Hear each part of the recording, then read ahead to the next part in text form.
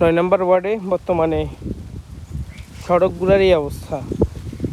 এইখানে তো খালি পায়েও হাঁটাটা কষ্টকর, এমন একটা অবস্থা। মনে হচ্ছে এটা ফসল জমিন, মানে এমন দূর অবস্থা রাস্তাগুলোর, মানে এটা কল্পনা করা যায় এই আধুনিক জগতে এই এই ধরনের মাটি পাড়া দিয়ে এখনও রাস্তাগুলো পারাপার করতে হয়।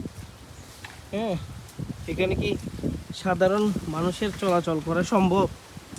আমি তো একদিনই আসি, আমার কাছে মনে হচ্ছে যে এখান থেকে সাধারণ মানুষের মনে হচ্ছে যে মহিষ যে হাঁটলে যেরকম হয়ে যায় না, এরকম হয়ে গেছে। এখানে তো মানুষ হাঁটার মতো ওই জায়গাটা না। এটা রাস্তার এই বাজে সিচুয়েশন আসলে দেখার কি কেউ নাই। আমরা অনেক দুঃখী মানুষ। আমরা আসলে 9 নম্বর ওয়ার্ডের মানুষগুলো আসলে অনেক দুঃখ কষ্ট জীবন যায়। সারা জীবনই আমাদের খালি আশা নিয়ে বাঁচতে হয়, যে বছর হবে না আগামী বছর হবে, আগামী বছর হবে না এর পরবর্তী বছর হবে, এরকম আশা নিয়ে আমাদেরকে প্রতিনিয়ত দিন পার করতে হয়। দেখেন রাস্তার বর্তমান কি সিচুয়েশান, এই অবস্থায় নর্মালি কোনো জিনিস নিয়ে তো আপনি হাঁটতে পারবেন না।